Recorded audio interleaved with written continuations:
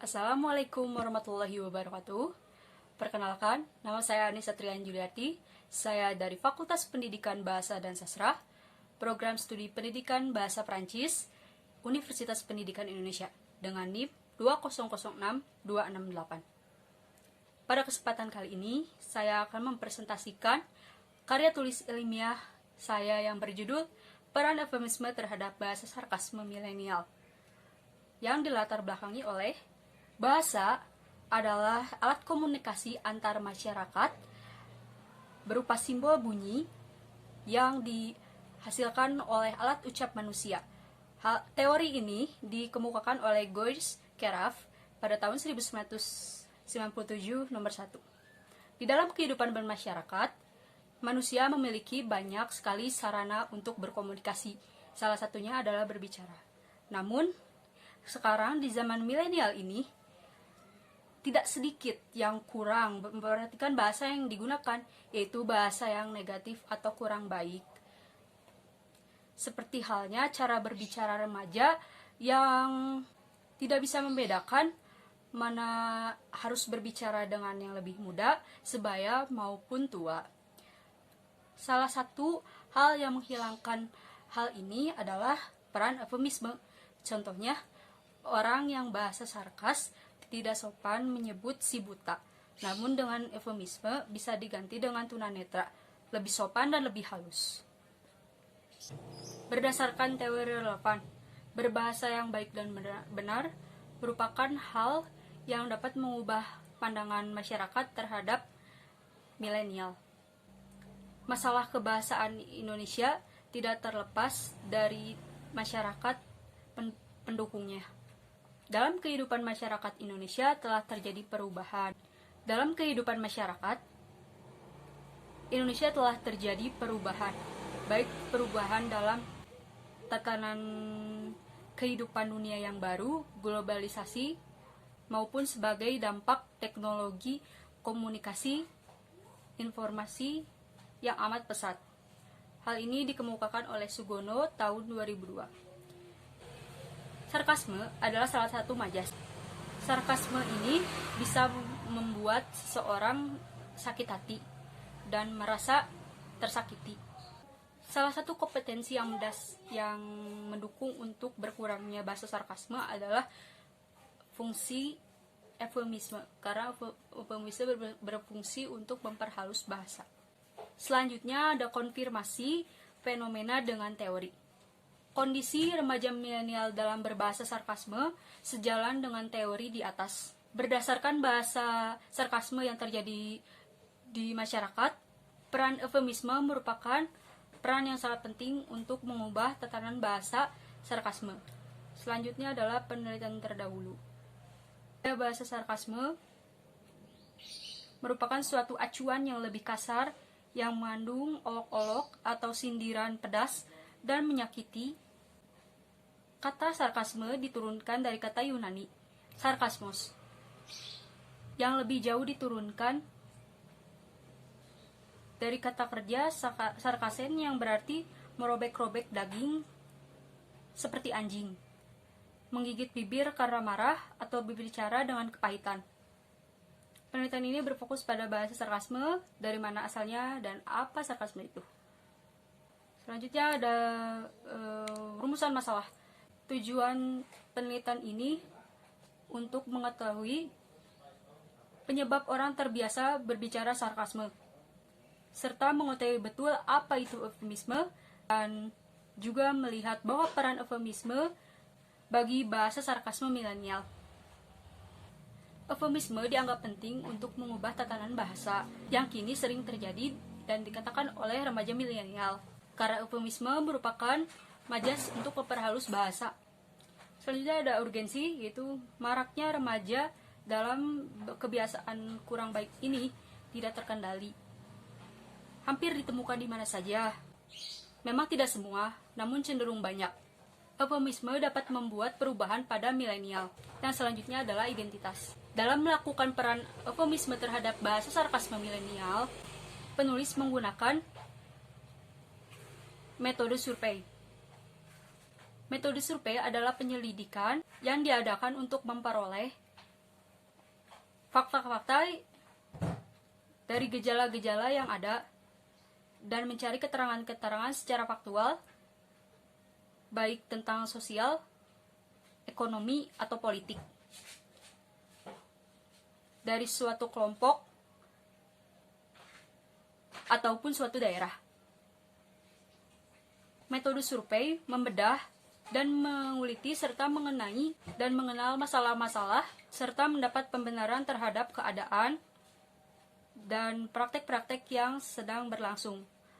Teori ini dikemukakan oleh Muhammad Nazir pada tahun 2003 nomor 56. Selanjutnya ada desain.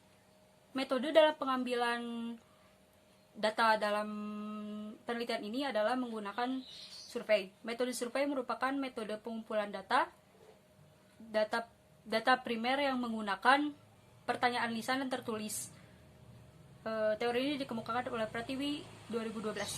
Teknik yang digunakan dalam metode survei ini adalah wawancara atau kuesioner. Sebagai alat untuk menggunakan data merupakan suatu penelitian kuantitatif dengan menggunakan pertanyaan terstruktur, sistematis yang sama pada banyak orang untuk kemudian seluruh jawaban yang diperoleh peneliti dicatat, diolah, dan dianalisis. Hal ini dikemukakan oleh Prasetyo dan Miftahul Jana tahun 2005 halaman 141. Kemudian ada sumber data. Penulis mengangkat judul sesuai pengalaman yang sering terjadi. Maka dari itu, penulis akan meneliti di lingkungan, meneliti orang-orang sekitar. Namun karena jadi COVID, saya hanya bisa mengadakan kuesioner dalam bentuk Google Form. Dan selanjutnya adalah instrumen. Dan penulis akan menggunakan Google Form untuk mengambil data berdasarkan pengalaman dan berdasarkan pendapat. Penulis akan melakukan penelitian menggunakan kuesioner dan akan menggunakan Google Form untuk mengambil data yang nanti pertanyaan maupun pernyataan yang akan penulis ajukan dan dijawab dan narasumber berdasarkan pendapat dari pengalaman. Penulis akan melakukan penelitian menggunakan kuesioner. Penulis akan menggunakan Google Form yang nanti isinya berupa pertanyaan maupun pertanyaan yang penulis akan susun dan ajukan dijawab oleh narasumber berdasarkan pengalaman dan pendapat masing-masing. Lalu selanjutnya ada pembahasan. Saya telah merangkum data dari 32 orang yang berbeda sekolah, berbeda universitas, dan berbeda pekerjaan. Menurut teori, bahasa sarkasme sebagai bahasa yang getir, bahasa yang tidak sopan, dan menyakiti orang. Di dalam data ini ternyata sama halnya dengan pendapat data tersebut. Namun ada sekitar 28 orang yang menyetujui bahwa bahasa sarkasme merupakan bahasa yang menyakiti orang. Namun ada 4 di antara 32 orang ini yang mengatakan bahwasanya bahasa sarkasme itu tidak apa-apa jika sesama teman dan tidak saling menyakiti. Kedua adalah pengetahuan milenial terhadap eufemisme. Menurut teori, eufemisme adalah gejala ditampilkannya kata-kata atau bentuk-bentuk dianggap memiliki makna yang lebih halus atau lebih sopan daripada yang digantikannya. Hal ini sama dengan data, karena eufemisme merupakan penggunaan bahasa yang lebih halus. Dari data, banyak ungkapan mengenai pengertian dari eufemisme, namun ada juga yang tidak mengetahui ada yang tidak mengetahui pengertian eufemisme dan tidak tahu apa itu eufemisme.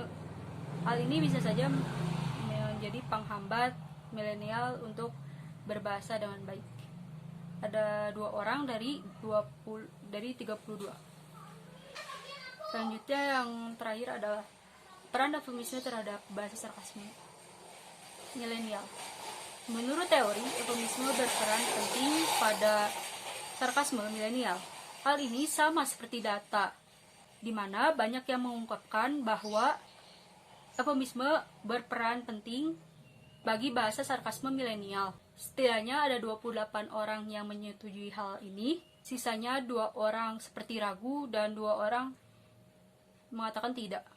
Banyak sekali keuntungan dari eufemisme ini, seperti tidak menyakiti, memberi makna yang sopan, memberi makna yang lebih halus, lebih menghargai orang lain, mengurangi bahasa yang tidak patut didengar, bisa mencerminkan diri lebih baik, saling menghargai satu sama lain, dan budi pekerti. Kesimpulannya, bahasa sarkasme merupakan bahasa yang kasar, bahasa yang tidak sopan, dan menyakiti orang. Bahasa sarkasme merupakan bahasa yang sarkas, bahasa yang tidak sopan, getir, dan menyakiti orang.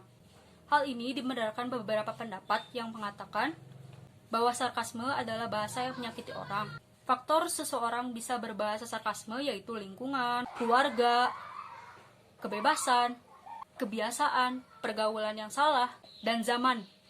Hal tersebut bisa saja hilang dari kesadaran diri sendiri.